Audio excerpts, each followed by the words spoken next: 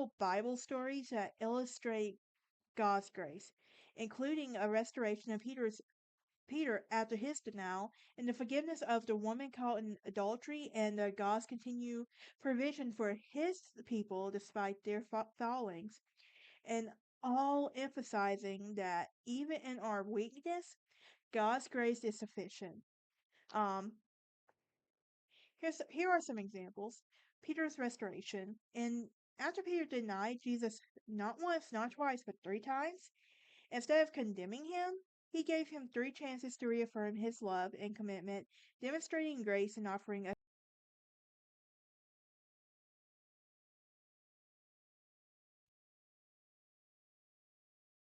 hello, hello, hello, hello. Welcome back to Sassy, and Belle. I know I haven't posted in a while. I've been busy with work, so I promise to try to do better, but I'm gonna go ahead and tell y'all May is a kind of a busy month for me, so I'm gonna do my best to post to update as often as I can, but please bear with me. Your patience means so much to me right now. If you're new here, hit that like button, ring that bell for notifications. Also, please subscribe, Pepper Girl out. Um, Today we are talking about giving ourselves some grace for crying out loud. Y'all know what I'm talking about. How many of us are literally always so hard on ourselves that we forget to allow ourselves a little bit of grace, like from the smallest mistake we make in life? Well, uh, I want to talk about there's this podcast. It's called the Stay True podcast, and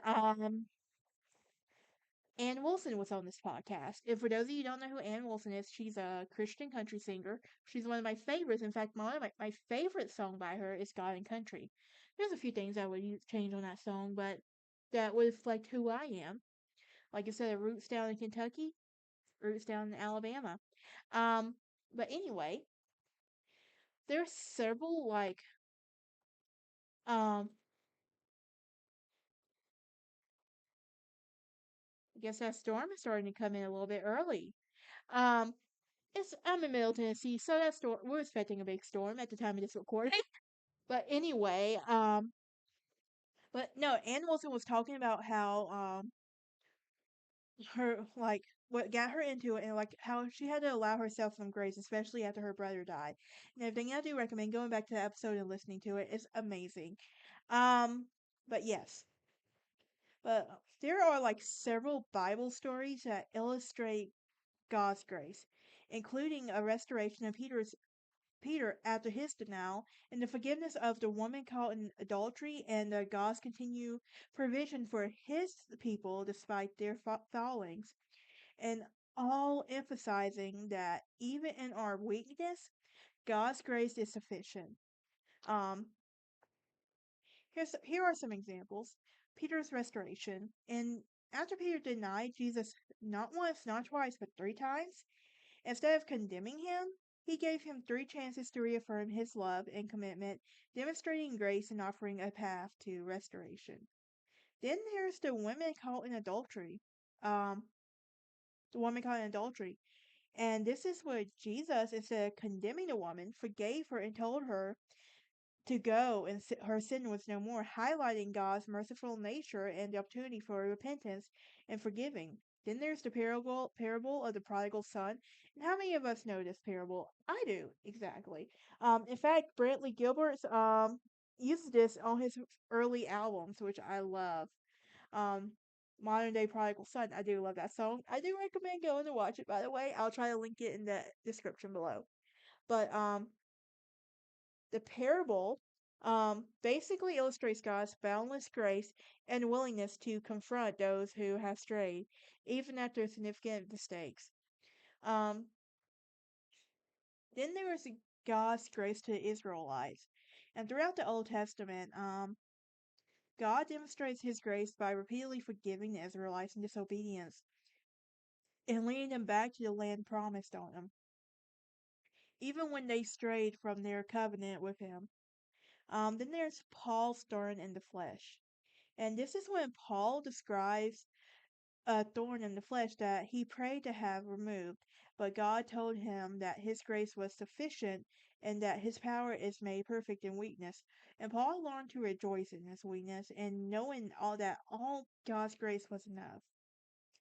Then there's God's grace to David. And despite some serious sins, including adultery and murder, God continued to bless him and his lineage, demonstrating his grace and forgiveness. Here are some things to remember. We're gonna make mistakes in life. It's inevitable. So we need to remember not to be so hard on ourselves. Like, I know there's gonna be times where, like, when there's a mistake, people like to remember when people guys, let's acknowledge it. Let's apologize if necessary and learn from it. And forgive ourselves. Mistakes are a natural part of life and can be opportunities for growth and improvement. Um, Here's more things to remember. Acknowledge our own mistakes. Let's not try to hide or deny it. Let's take responsibilities for our actions. Also, let's apologize. Sincerely can help us repair our relationships and understand the impact of others. Let's learn from our experience. Let's analyze what went wrong and identify ways to prevent similar mistakes in the future. Um, let's forgive ourselves. Be kind to yourself and recognize that everyone makes mistakes and not dwell on it. Let's focus on the future. Let's let let's let the past not define us, but let us learn from it and move forward. Let's seek support. Let's find someone to talk to that we trust in everything. Let's practice self-compassion. When there seems to be an understanding and kindness, you would offer a friend.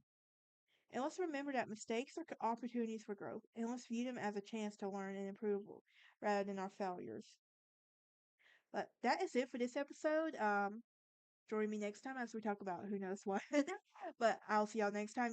If y'all are in this storm, stay safe out there, and happy Mother's Day weekend, everybody.